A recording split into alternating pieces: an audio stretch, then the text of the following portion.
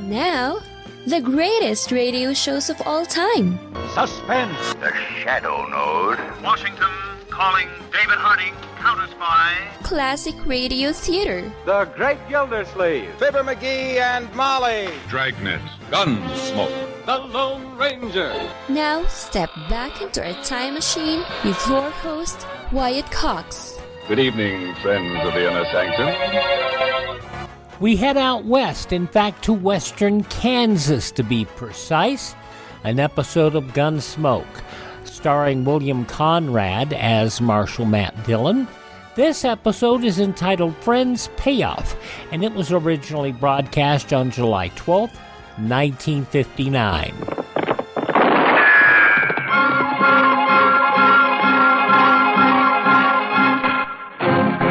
Around Dodge City and in the territory on west, there's just one way to handle the killers and the spoilers, and that's with a U.S. Marshal and the smell of gun smoke.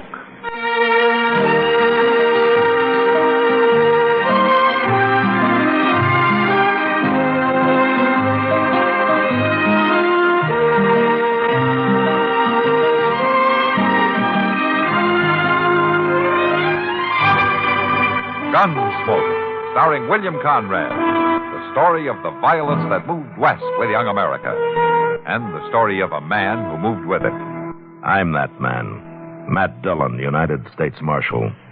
The first man they look for and the last they want to meet. It's a chancy job, and it makes a man watchful. And a little lonely.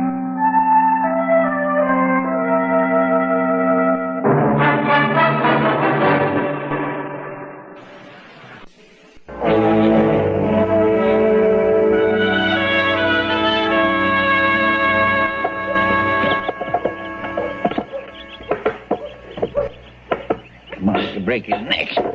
I'm like a man's work just ain't never done. Mister? You think somebody else in this town might take a hand keeping up their own boardwalk, but no, sir, I gotta do it. Mister? Don't bother me now, boy. Gotta get these nails in solid. I come looking for the marshal. Well, that's his office right there. He ain't in there. Well, you'll just have to wait then. I got a message for the marshal. Look, I already told you. It's on this paper. Let's see it. I'm supposed to give it to the marshal person. Well, you ain't gonna give it to him if he ain't there. When he be back, mister? My land, boy, I got enough to tend to without fretting about where Mr. Dillon is every minute. You want me to give the paper to him? I ain't to let loose of it to nobody else. Well, it'd be all right to let me see it. I'm the marshal's assistant, his right-hand man, you might say. I ain't to let it loose. Yeah, forevermore. Just quit bothering me about it, then. I got enough to do.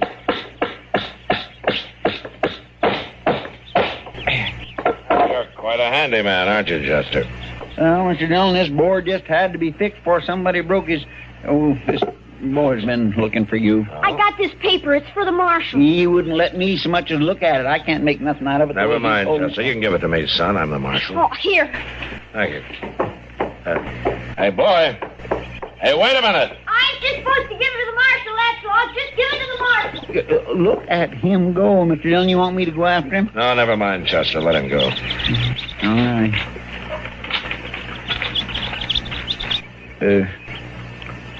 What's it say? Chester, I'm going to ride out of town a ways. Well, kind of sudden, ain't it? Does that note say something I should know about, Mr. Dillon? No. I'll be back as soon as I can. All right, then. It don't matter to me none that folks won't tell me nothing about nothing. It seems like there's only one thing around here I'm fit for, and that's using a hammer.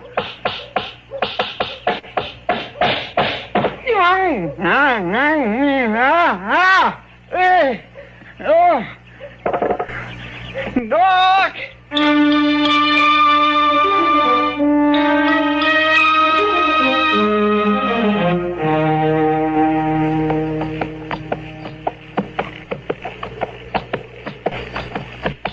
Matt? That you? Yeah, Ab.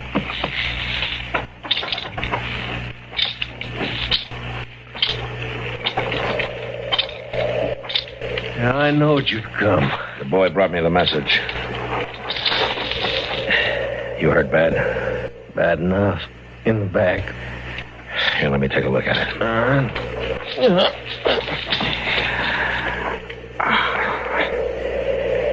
Yeah, that's bad enough. How long you been lying here, Ab? Just since yesterday, Matt. I figured to make it to Dodge, but I couldn't sit my horse no longer. Lucky for me, that boy come by hunting rabbits. How'd this happen?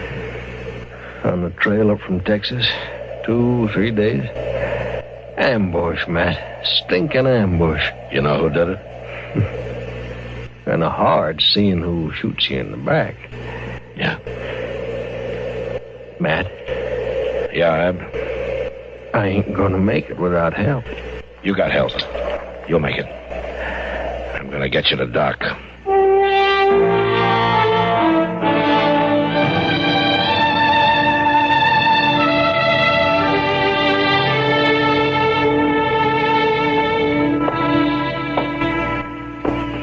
Pour some water into that basin for me, will you, man?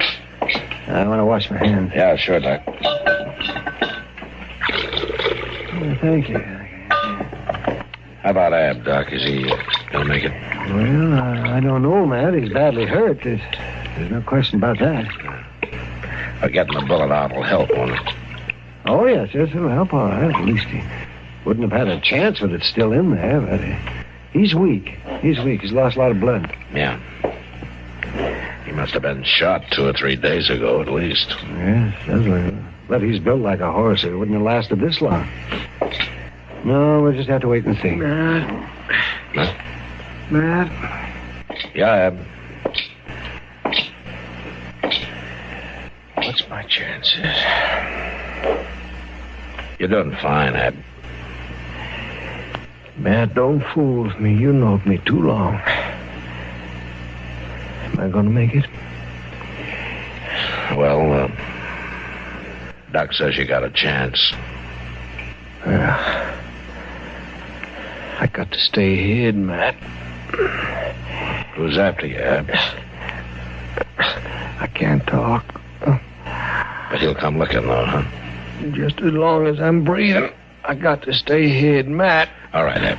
Doc, Yes, Matt? can you keep him here for a spell? Oh, yes, Matt. I was planning to. I want to keep an eye on him. Better put him in the back room. Well, I don't like to move him any more than necessary. Well, he thinks it is necessary. Huh? Well, all right, will you pick him up carefully, Matt? I just got that bleeding stopped. All right. Okay, careful. That's it.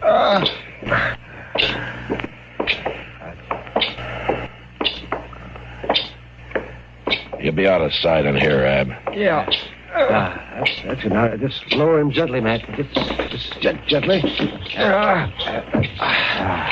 Thank you, Matt. Yeah. You won't say nothing. I won't say anything. I'll look in on you later, huh? Well, he'll be all right in there, if he makes it at all. Thanks, Doc. You do everything for him you can. Huh? Oh, of course I will. He means something special to you, man? He's an old friend, Doc. Just about the oldest friend I've got. Oh, I see. Well, he has a chance, but that's about all I can say. He seems to be in bad trouble. He's in trouble, all right. I wonder if the trouble with the law. I don't know, Doc. And I'm not sure I want to find out.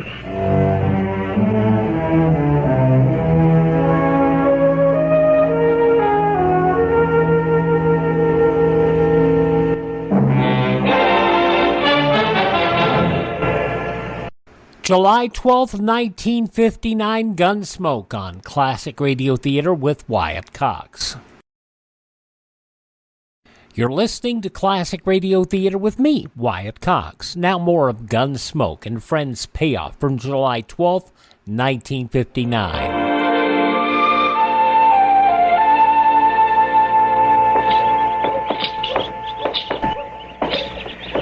I declare, Mr. Dillon, it seems like we're eating our supper in the middle of the day, don't it? Yeah, it stays light a lot longer this time of year. It just don't set right with me. Oh, what's that? Why, eating supper in broad daylight that way? Well, nobody's forcing you, you know. What do you mean? You can wait to do your eating till it's dark. Oh, no, I couldn't do that. Oh, why not? Why, my stomach won't let me, that's why not. It's nagging at me to feed it by mid-afternoon, no matter what time of year it is. Mr. Dillon. Yeah? You know that fella? That one in the dark vest standing over there in front of the Dodge house? No, I don't think I do. Why? Well, I just wondered if he was maybe some kind of a lawman or something. He's been asking so many questions around town. Well, what kind of questions? Well, mostly it seems like he's trying to track down a fella named Hob or Abe or Ab Butler or something like that. Oh. He's asking all over about him. Ab Butler. You know him? Yeah. I better have a talk with that fellow. Well, is it something I ought to know about, Mr. Dillon? No, Chester, I'll handle it. Oh, gun it. Nobody never wants to. I'll see you at the office. Why, yes, sir.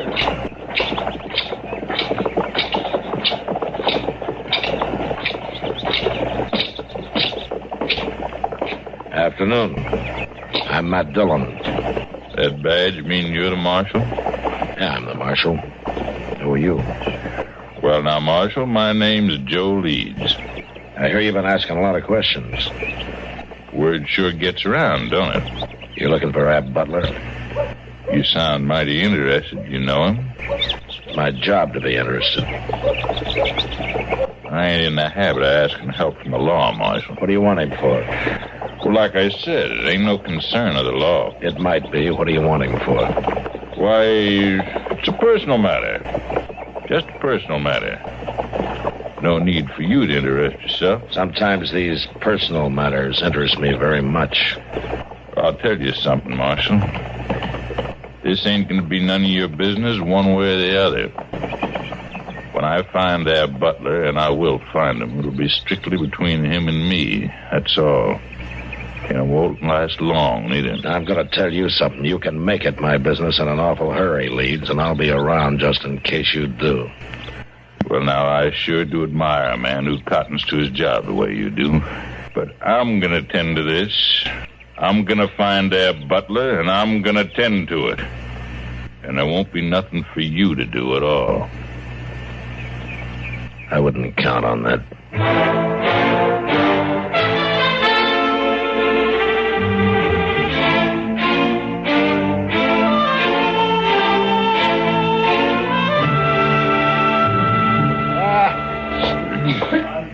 Sam?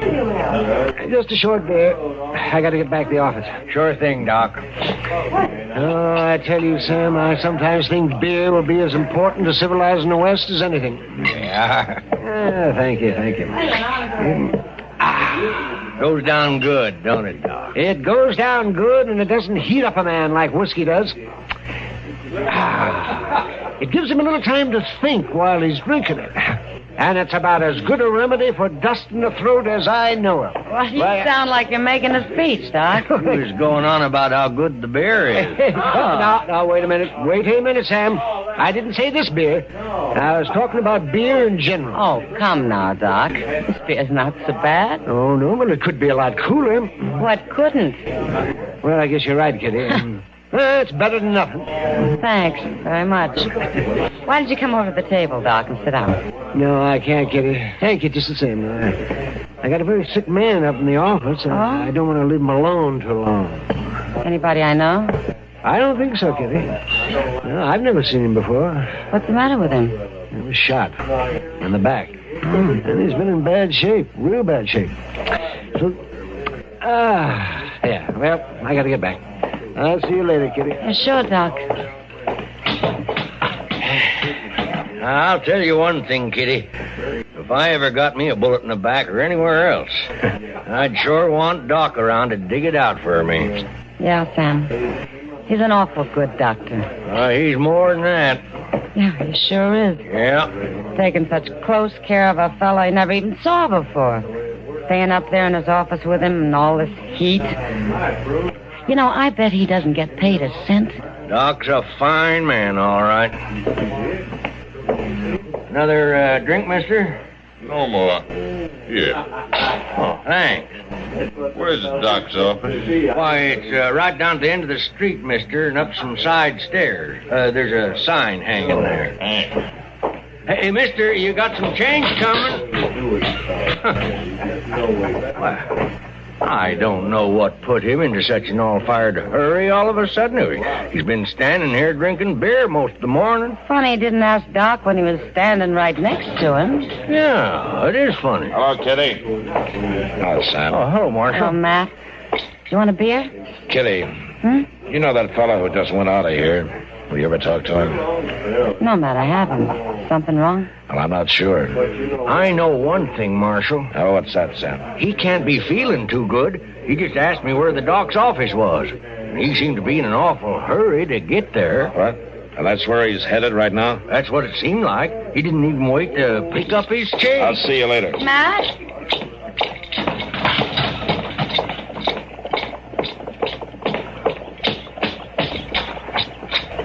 Oh, Mr. Dillon, there you are. These letters just come. Not now, Chester. Well, my lamb, I might just well not be here.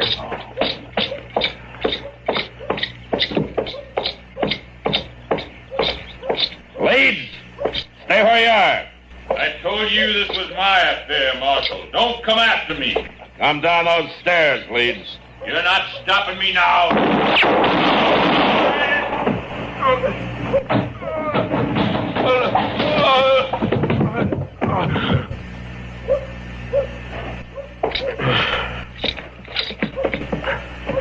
Leeds? You should have let me tend to it. You tried to tend to it once, with a bullet in the back. He had it coming. He run off with the money. You all right, Mr. Dillon? Yeah, Chester, I'm all right. What money, Leeds? From that bank down in Texas. We robbed it together. We shot the teller and Butler ran off. He had it coming, Marshal. You better be telling me the truth, Leeds. Ain't no odds for me to lie. The shape I'm in. You find the money. You'll see. Yeah, I'll see.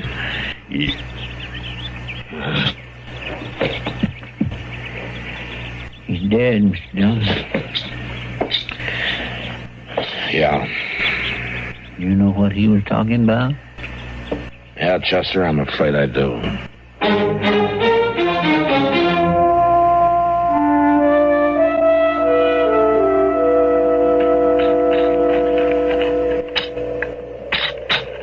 Well, of course, you may be right, Mr. Dillon, but it just don't make sense to me for a fella to run off and leave his gold after he's went to all the trouble to get shot up for it. Well, it's better to leave it behind than to lose it altogether, Chester. Maybe so.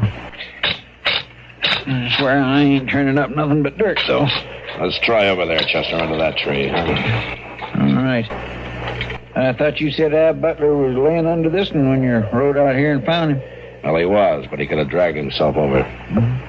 Guess he could have, all right.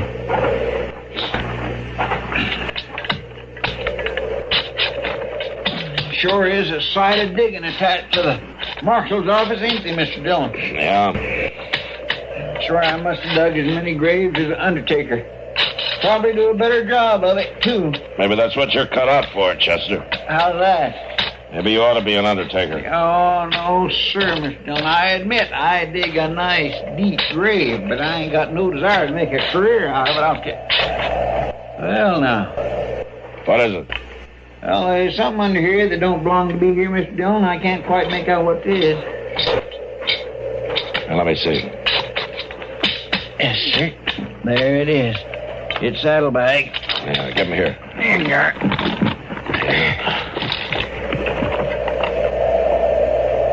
Now, look there. Gold. And lots of it. My land, they sure is. Well, Mr. Dillon, that Leeds fellow was right. And you was right, too. Yeah. At this time, I'd just as soon have been wrong.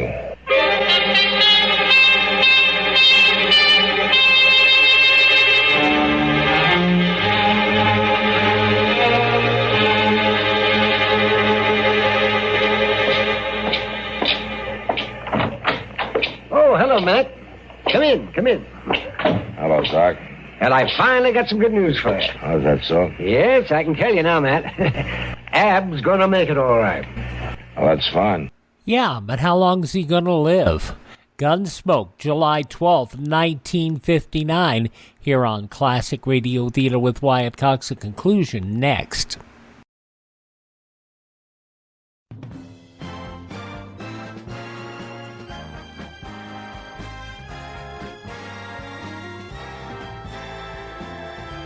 Now on Classic Radio Theater with Wyatt Cox, the conclusion of Gunsmoke, Friends Payoff, originally broadcast July 12th, 1959. I was pretty sure yesterday, but I wanted to be positive. And the way he feels today, I'm having a hard time keeping him in bed. Oh, he has a remarkable constitution. Remarkable. Can I see him, Doc? Sure you can. But don't get in any wrestling match with him, man. He might lick you. Well, Matt. That's Dylan, you old sheep herder. Hello, Ab. I'm glad to see you. Doc says you're going to be all right. Yeah, he fixed me up fine. He's a good doc. Yeah, he is. And I'm beholden to you, Matt, for bringing me to him. That's all right, I'm Ab. beholden to you for a lot more, Matt. Doc told me how you handle Leeds. That's my job. Yeah, cuts more ice than that. He was aiming to kill me. Yeah, he told me. Well, I ain't surprised you took care of him for me. You always could outdraw any man I ever know. Listen, Ab. I ain't surprised, but I thank you. You don't have anything to thank me for. I don't. Carry me in half dead, see I get patched up, keep that coyote off of me. Now I'm going to lock you up. You're going to what? As soon as you're able. I'm going to take you to jail. I remember now. Your face always was poker straight when you told a joke. I'm not joking, Ab. You're not joking? I found the gold. Leeds. He told me. Well, all right, Matt. So I robbed a bank. You shot the teller. Well, yeah. He got in the way. But you ain't going to turn me in for it, are you? You ain't a man to forget a friend. I'm not forgetting. I got a job to do. You got a job to do makes you forget them days of riding and fighting across the whole of Texas? We didn't rob any banks, Ab. No, but we... It's the way it's got to be. I'm a U.S. Marshal. Well, you're a U.S. Marshal. I'm your friend, ain't I? Yeah, you're my friend. Well... And I've got to lock you up. You really mean that, don't you? I mean it. Well, I got something to tell you, Matt. You may wear a marshal's badge, but you ain't nothing. You ain't nothing but a Judas sheep. You can take your time getting well, Ab. There's no hurry. I'll be around. Why, sure you will. To collect the reward. Shut up, Ab! You rob a bank, you shoot a man. I don't need a reward to tell me what to do. I'll be back in 2 or 3 days. Doc, let me know when you're ready. I bet he will. You ain't the Matt Dillon I once knowed. You ain't any Matt Dillon I ever want to know. You're sure changed. Yeah.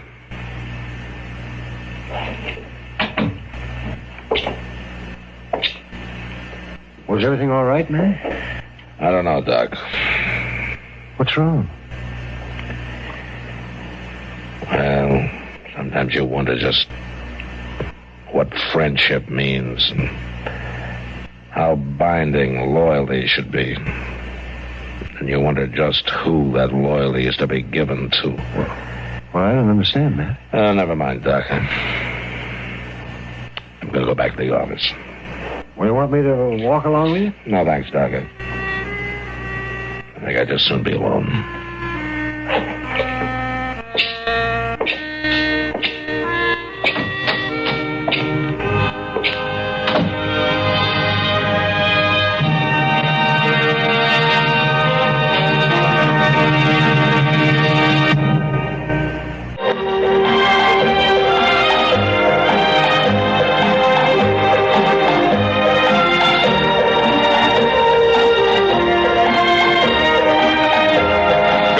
Gunsmoke. Produced and directed in Hollywood by Norman McDonald, stars William Conrad as Matt Dillon, U.S. Marshal. The story was specially written for Gunsmoke by Marion Clark, with editorial supervision by John Meston. Featured in the cast were Richard Beals, Lawrence Dobkin, Barney Phillips, and Joseph Kern. Harley Bear is Chester, Howard McNear is Doc, and Georgia Ellis is Kitty.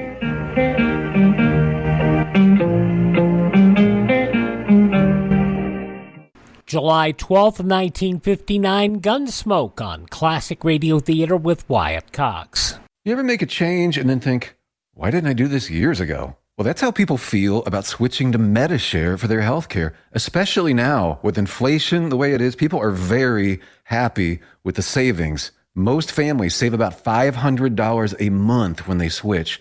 It's a huge help when prices are going up so fast in so many other areas. And Medishare's customer satisfaction rate is double that of health insurance. It's just a different experience, and people really like that. Medishare is an alternative to health insurance. It's a community of Christians who share each other's healthcare bills, and it's been going strong for over 25 years. It really is the gold standard, the most trusted name in healthcare sharing. Find out why people love it, find out why they rave about the customer service, and find out how good it feels to save some money right now. They're super easy to talk to. Here's the number, 833-34-BIBLE. That's 833-34-BIBLE, 833-34-BIBLE. Now on Classic Radio Theater with Wyatt Cox, an episode of the soap opera Claudia. This episode originally broadcast July 12th, 1948. And now, Claudia. Goodbye, goodbye, my little chickadee. I don't know how you can be so gay when you've just said goodbye to me. My heart is breaking. I'll say it again. Goodbye, goodbye, my little chickadee. If you just wait 10 more minutes, you could watch. Watch what? I wouldn't want to be in the way. Be in the way? Ridiculous. You're our father's son, aren't you? I certainly hope so. Don't be in such a rush. Make the most of your fatherhood. I'm going to have years and years and years to make the most of my fatherhood. Listen, before you know it, he'll be eating off a knife. Oh. I mean, with a knife. Oh. Oh, he makes the funniest little faces. All sorts of queer faces. He falls asleep in the middle of everything. Oh, sounds charming. It isn't. But I can't blame him.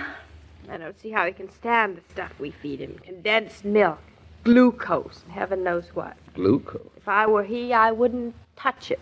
Now, don't you go giving him ideas. You see that he takes every last drop of the bottle. Yes, darling. Make a drunkard out of him. Go ahead. Just because you don't like it, there's no reason why he shouldn't drink it. Yes, darling. Maybe I should hang around and see that you don't gyp him. Yes, darling. Oh, I know he's not much, but he's the best we could do. So, I'm going to try and like him. That's a good girl. Try very hard. Very hard. Maybe you'll get so that you think he's pretty good. Sort of the crowning of the day when 6 o'clock comes around. Oh, I wouldn't miss the 6 o'clock bottle for $1 million. I'll write you a check, $1 million. Thank you. Maybe that's he now. It's getting pretty strong. That's quite a knock for a week-old child. Come in. Oh, I've been just dying to give you your bottle, darling. That sounds interesting. What's in my bottle? Oh, Dr. Rowland, I thought you were my son. Claudia thinks there's a faint resemblance in the way you knock on the door, Doctor. Well, I'm very flattered that my right forearm has been compared to a week-old child. I'm very flattered indeed. How are you feeling today, Dr. Rowland? Just a moment, young woman. You're the patient, not I. I feel terrible. You have to take time out of your busy day to come and see me. Well, we do that every once in a while. There's some aspirins in my night table if you want one. No headaches today, thank you. Are you getting your strength back, Claudia? I've got it back, but nobody's letting me use it up. We're thinking of buying Claudia a straitjacket, Dr. Rowland. I'm afraid that wouldn't keep Claudia down. Last, a little respect. Well, how's the woman down the hall, Dr. Rowland? How'd you know? I've just seen her. David, did I tell you about her? She's Mrs. Godwin. She lost her baby. Yes, you told me. It's a rather serious case, isn't it, Dr. Rowland? Yes, very serious. She not only lost her baby, but she's lost herself completely. She's put herself completely out of my reach. How awful. She finds escape in closing herself up in a world of her own. And she won't let herself feel anything. She won't respond. And if she doesn't find the will to live... Oh, she's got to find the will. Well, my talking to her is of no use. Dr. Rowland, just a minute ago you asked me if I was feeling strong. I'm feeling very strong. So strong that I think I might be able to bring a little of my strength to Mrs. Godwin. I think that I can help her. David, give me my slippers and my robe. Mm-hmm. I don't exactly know what I'm going to say or do, but... I think you'll say the right thing, whatever it is. Oh, David, it's almost time for our son to be fed. Do you want to do that first? No. No. My legs are really getting stronger. Look, I can walk with no trouble at all. Just stay a moment, Claudia. Not too long. I'll stay as long as I have to. Stand back, darling. I don't want her to see you. David, wish me luck.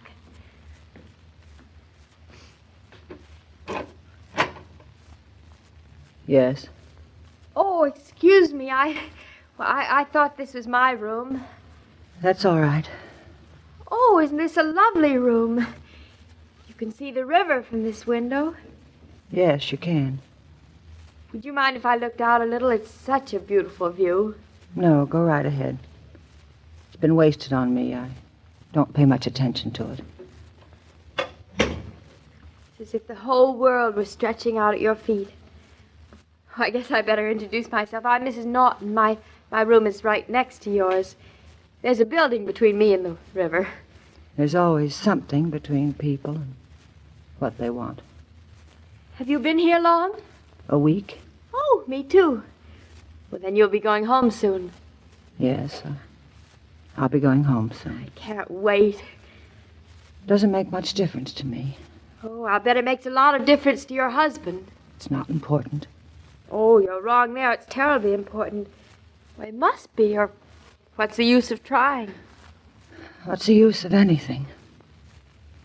What's the reason for anything?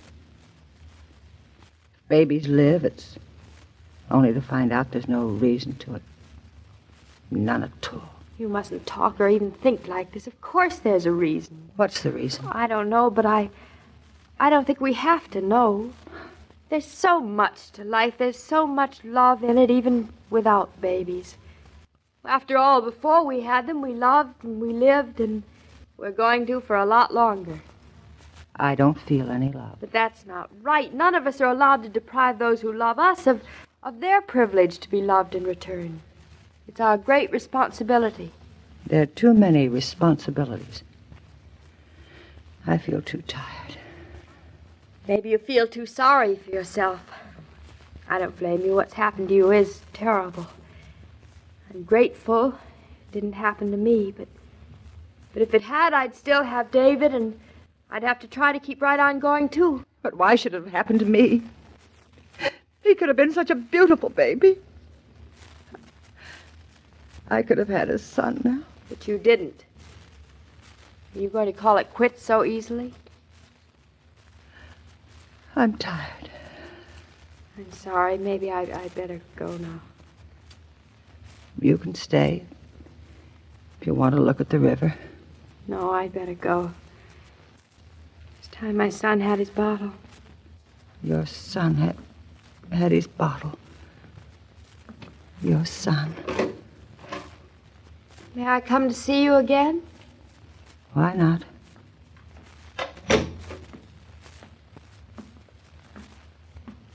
Well, darling? She doesn't want to help herself, David. Dr. Rowland was right. Well, come on back to your room and to bed. You've done enough. Nobody's done enough until they've helped. The baby's in your room, waiting to be fed. He is. Mm-hmm. It'd be so good to hold him. David, bring him to me, would you? But, darling, you look tired. I think you ought to get back into bed. David, bring him to me, please. Are you sure? Just might work. I think he's asleep. He'll wake up. I hope he feels like having a good cry. Here you are. Here he is. I can hold him. Oh, he's so small. David, keep your fingers crossed. Hello? It's me again. I wonder if you can help me. Help you? My nurses had to go down the hall, and I feel sort of dizzy. It's time my baby had his bottle, and I just don't think I can handle it. Would you help? You want me to give his bottle to him? Oh, would you please? I need your help. He's crying, and I just can't do anything for him. Maybe you can. It's quite a strong little cry, isn't it? Yes, he's quite strong. He's quite heavy, too. You're looking pale. You better give him to me. Do you mind terribly? I hate to ask you, but I just haven't the strength. Here, quickly. Put him in my arms. There he is. Oh, he's so very little. Here, I'll prop him up on the pillow. And we can just rest him on it. Now, here we are. Now, give me his bottle. Here it is. This is awfully brave of you. I just don't know how to thank you. Look. He's taking his bottle very well. He is, isn't he? Uh-huh. I think he's going to fall asleep on it. Oh, what a baby he is. Come on, wake up. Wake up, baby. Wake up. Come on, take your bottle. Would you mind terribly if I just left him here with you? I just can't wait to get back to bed. No, go right ahead. We're getting along fine. Your son and I. Come on, take some more. I think your son and I are going to be great friends. Yes, I think you are. Yeah, you run along now to your room. Don't worry about anything. I'll call the nurse when he's finished. Come on. Oh, thank you. I won't worry about a thing anymore. Not a thing.